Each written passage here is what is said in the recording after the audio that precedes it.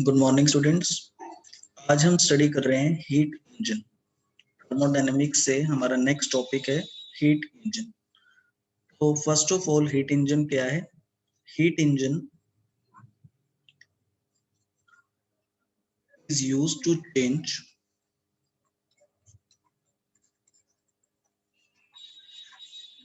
heat energy into mechanical energy. Mechanical energy का मतलब होता है काइनेटिक एनर्जी और potential energy.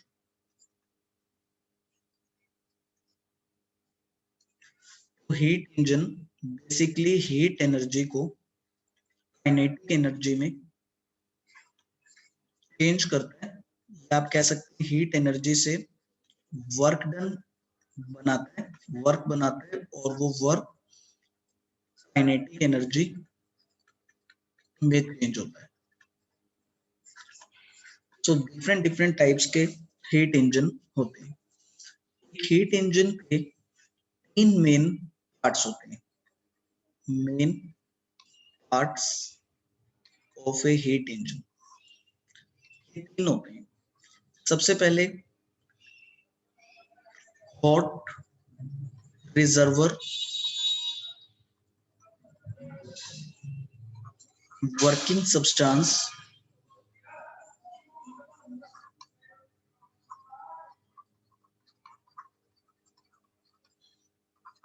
And cold reservoir.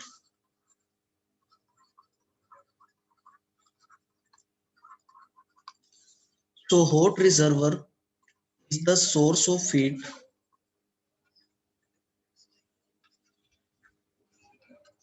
the working substance means any gas, and cold reservoir is the sink point of heat। जहां तक heat flow करेगी उसे sink point कह रहे हैं। अभी ये वर्किंग सब्सटेंस क्या है? जैसे अगर हम बात करें स्टीम इंजन की, स्टीम इंजन, तो स्टीम इंजन के अंदर वर्किंग सब्सटेंस होता है स्टीम। तो हम गैसियस स्टेट उसमें यूज कर रहे हैं, उसे वर्किंग सब्सटेंस कहते हैं। ऐसे अगर हम बात करें पेट्रोल इंजन या डीजल इंजन की, तो उसमें mixture of fuel vapours and air, fuel vapours and air act as a working substance. Simple language में आप कह सकते हैं वर्किंग सब्सटेंस मींस कोई भी गैस। तो एक हीट इंजन में तीन मेन पार्ट होते हैं, हॉट पार्ट, कोल्ड पार्ट और वर्किंग सब्सटेंस। इसके बेस पर हम बनाते हैं schematic diagram of a heat engine.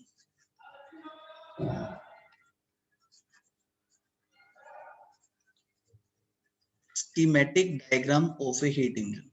तो इसमें हम ब्लॉक डायग्राम की फॉर्म में एक हीट इंजन को रिप्रेजेंट कर रहे हैं। तो हीट इंजन में होता है सबसे पहले source of heat. Source of heat मतलब हॉट पार्ट, हॉट रिजर्वर,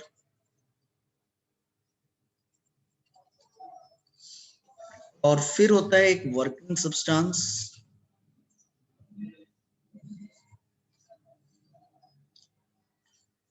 तो इसके बाद हम दिखाते हैं यहाँ पर ये हॉट रिजर्वर से हीट फ्लो करती है, तो यहाँ एक एरो बना देते हैं, और ये हीट जाती है वर्किंग सब्सटेंस पर।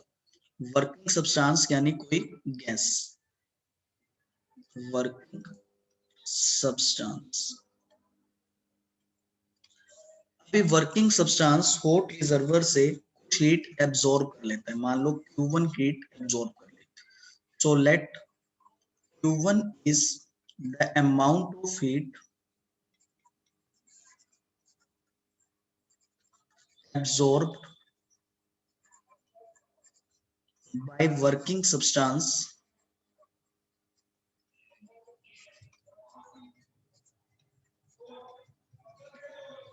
from hot reservoir। तो क्या होता है, ये वर्किंग सब्सटेंस इस इस हीट को एब्जॉर्ब करते हैं, इस हीट से जो गैस है, वर्किंग सब्सटेंस है, वो गैस एक्सपेंड होती है। अब आप लोग जानते हैं जब भी कोई गैस एक्सपेंड होती है then the gas do positive work on the piston. जैसे देखिए ये कंटेनर है, इसमें ये हमारे पास हो गया पिस्टन, इसे मैंने शो कर दिया। इसमें ये कुछ गैस मॉलिक्यूल्स हैं, ये वर्किंग सब्सटेंस हो गए। अब मैंने हीट कर रहा हूँ, हीट करने का मतलब ये मैं हीट इनको ट्रांसफर कर रहा हूँ, तो ये हॉट रिजर्वर हो गया। पहला क्वेश्चन यहाँ पे वॉल्स किस टाइप की होंगी?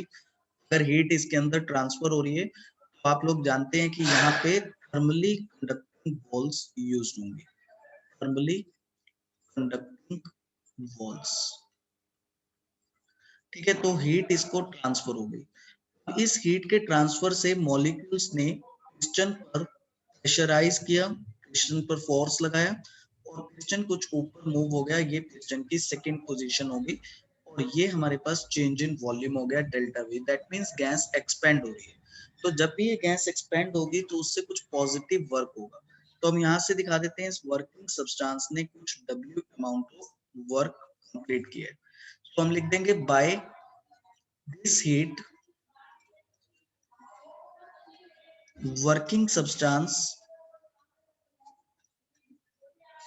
working substance expands and heat changes to work। जितनी हीट उसने एब्जॉर्ब की है वो सारी की सारी हीट वर्क में चेंज नहीं होती है। क्यों? क्योंकि यहाँ हॉट रिजर्वर के साथ इंजन में एक पार्ट होता है कोल्ड रिजर्वर। कोल्ड रिजर्वर, अब कुछ हीट इस वर्किंग सब्सटेंस से कोल्ड रिजर्वर में भी ट्रांसफर हो जाती है। अब कितनी हीट ट्रांसफर हुई तो मान लेते हैं Q2 हीट ट्रांसफर हुई। ठीक है, तो इसको भी हम यहाँ पे नोट करेंगे, Q2 हम डिफाइन करेंगे, let Q2 this is the amount of heat transferred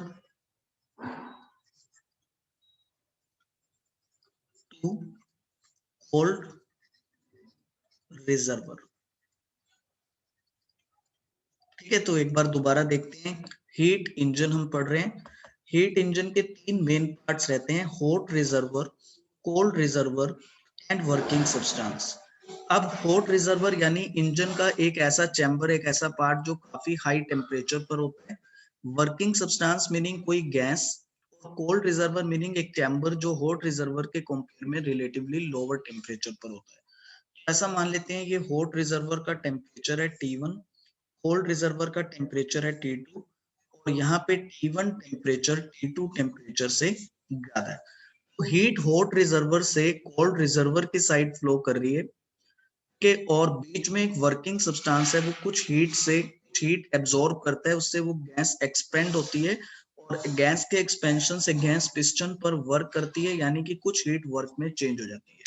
अभी आप एक बात का यहाँ ध्यान दीजिए कि सारी हीट कोल्ड वर्क में चेंज नहीं हो सकती, यानी टोटल Q1W में चेंज नहीं हो सकता। उसका रीजन क्या है? उसका रीजन है कि heat always flow from higher temperature to lower temperature. इस लाइन को ध्यान से सुनिए और अप्लाई करेंगे यहाँ पर। Heat always flow from higher temperature to the lower temperature. Suppose मैं ये कोल्ड रिजर्वर यूज ही ना करता, मेरे पास सिर्फ हॉट रिजर्वर होता और वर्किंग सब्सटेंस होता। सपोज इस वर्किंग सब्सटेंस का टेम्परेचर भी हॉट रिजर्वर के टेम्परेचर के बराबर होता, कोई भी हीट हॉट रिजर्वर से वर्किंग सब्सटेंस तक फ्लो ही ना करती, क्योंकि हीट के फ्लो करने की डायरेक्शन होती है हाई टेम्परेचर से लो टेम्परेचर। इसलिए अगर हम चाहते हैं कि हॉट रिजर्वर से कुछ हीट वर्किंग सब्सटेंस तक आ सके तो हमें साथ में यूज करना होगा एक कोल्ड चैम्बर, कोल्ड रिजर्वर। अब हीट तो फ्लो कर रही है यहाँ से हॉट रिजर्वर से कोल्ड रिजर्वर तक, लेकिन हमने बीच में यूज कर लिया है वर्किंग सब्सटेंस को। वर्किंग सब्सटेंस कुछ हीट लेता है और उसे वर्क में चेंज करता है, इसलिए कुछ हीट हमेशा कोल्ड रिजर्वर में ट्रांसफर होगी ही होगी। ठीक है, इसलिए सारी की सारी हीट वर्क में चेंज नहीं होती है। तो अभी हम यहाँ पर अप्लाई करते हैं थर्मोडायनेमिक्स का first principle. So according to first principle of thermodynamics,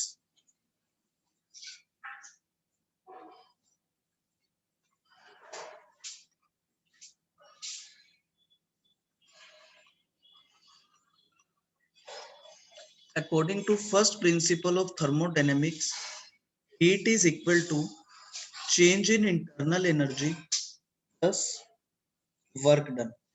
heat is equal to change in internal energy plus work done. यहाँ पे डी क्यू है जितना हीट ट्रांसफर हुआ, D U change in internal energy और D W work done.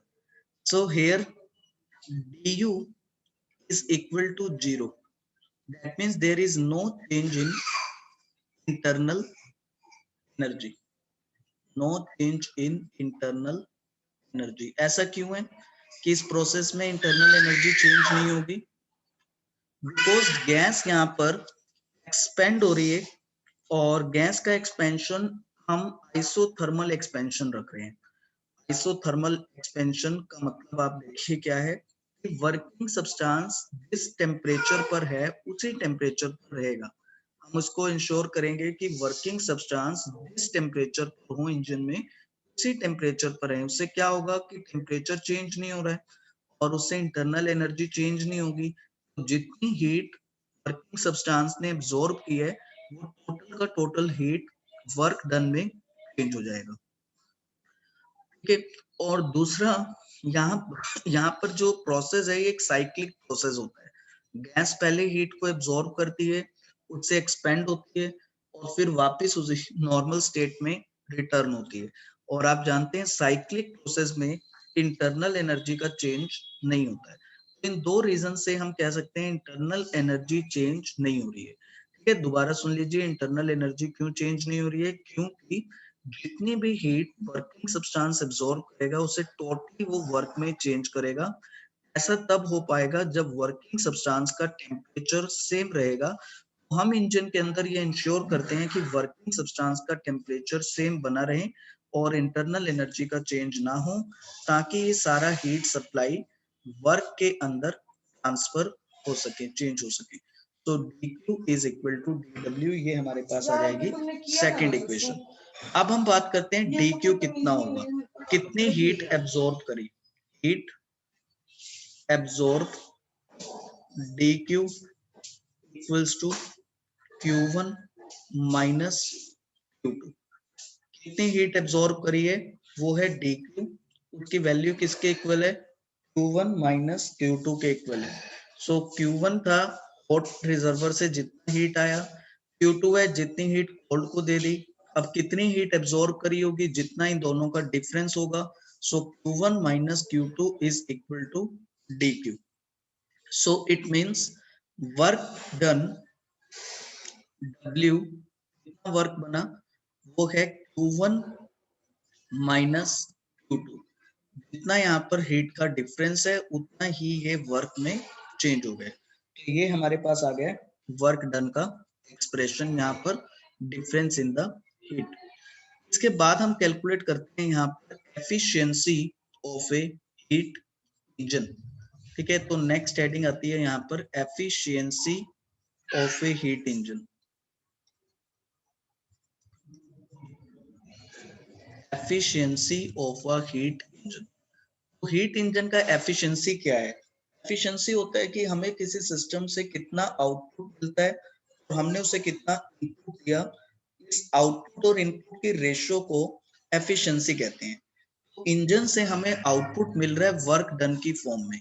तो net work done पर cycle by the engine, और हमने इंजन को इनपुट दिया हीट, तो हम यहाँ पे लिख देंगे total amount of heat, total amount of heat supplied to the engine।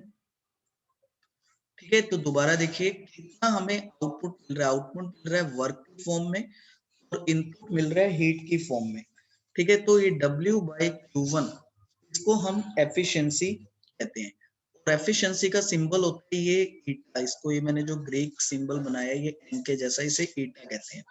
सो ईटा होता है आउटपुट बाय इनपुट। आउटपुट है वर्क और इनपुट है Q1 हीट, और वर्क की वैल्यू भी है Q1 minus Q2 divide by Q1 और यहाँ से ये ईटा आ रहा है Q1 divide by Q1 minus Q2 divide by Q1 and this gives eta is equal to 1 minus Q2 by Q1. So this is the formula of efficiency of a heat engine. Okay, so this is the expression for efficiency of a heat engine. So I write expression for efficiency of a heat engine. तो आप लोग क्या देख रहे हैं कि यहाँ पे ये एफिशिएंसी आ रही है 1 minus Q2 divide by Q1. इसमें से Q2 क्या है? Q2 is the amount of heat rejected to the cold reservoir. इतना हीट कोल्ड रिजर्वर को रिजेक्ट किया. और Q1 क्या है? Amount of heat absorb from hot reservoir और ये रेशियो है एफिशिएंसी. अब आप देख रहे हैं कि एफिशिएंसी में से 1 माइनस Q2 बाई Q1 आ रहा है. तो यहाँ पे Q2 बाई Q1 की रेशियो पॉजिटिव ही होगी. It will be this ratio Q1 by Q2 would be some positive number, but ये लेस देन 1 होगा ना, लेस देन 1. ठीक है, तो 1 में से Q2 बाई Q1 को हम माइनस करेंगे जो कि 1 से कम है. तो क्लियर है कि यहाँ पे ये ईटा की वैल्यू 1 से कम आएगी. Efficiency of a heat engine is less than 1. Efficiency is less than 1. अगर हम इसे परसेंटेज में चेंज करना चाहें, हम इसी एफिशिएंसी को परसेंटेज में चेंज करने के लिए 100 से मल्टीप्लाई कर सकते हैं. तो ये परसेंटेज चेंज आ जाएगा. और जब ये एफिशिएंसी 1 से कम है तो परसेंटेज के टर्म्स में ये 100 से कम होगी. So efficiency of a heat engine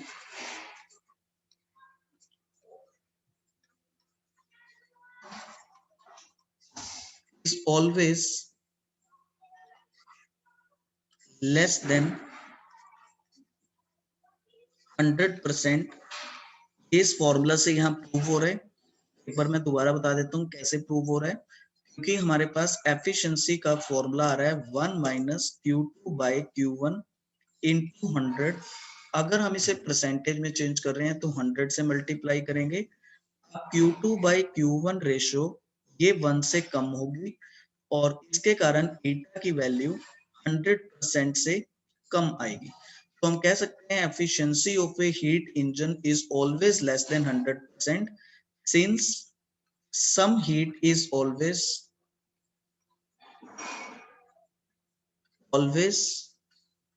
rejected to cold reservoir. अब ये एफिशिएंसी 100% कब आएगी?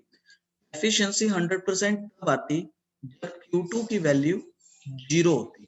ठीक है, देखिए 400% एफिशिएंसी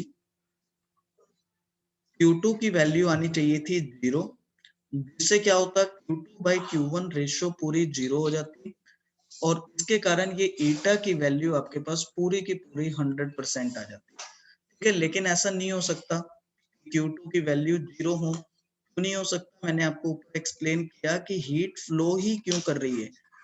वो हीट वर्किंग सब्सटेंस तक क्यों आ रही है? वैसे वर्किंग सब्सटेंस का टेम्परेचर और हॉट रिजर्वर का टेम्परेचर सेम होता है. नेचुरली हीट हॉट रिजर्वर से वर्किंग तक नहीं आती, लेकिन हमने लगाया साथ में कोल्ड रिजर्वर. तो हीट का फ्लो कर रही है, उसकी डायरेक्शन है हॉट रिजर्वर से कोल्ड रिजर्वर तक. बीच में वो वर्किंग सब्सटेंस हीट को एब्जॉर्ब कर रहा है. इसलिए अगर हम चाहते हैं कि Q2 की वैल्यू 0 हो जाए और Q1 ही सारा वर्क में चेंज हो जाए, ऐसा कभी भी पॉसिबल नहीं हो सकता, क्योंकि तो हीट फ्लो ही नहीं करेगी. हॉट रिजर्वर से वर्किंग सब्सटेंस तक आएगी ही नहीं, क्योंकि वर्किंग सब्सटेंस हॉट रिजर्वर का टेम्परेचर बराबर ही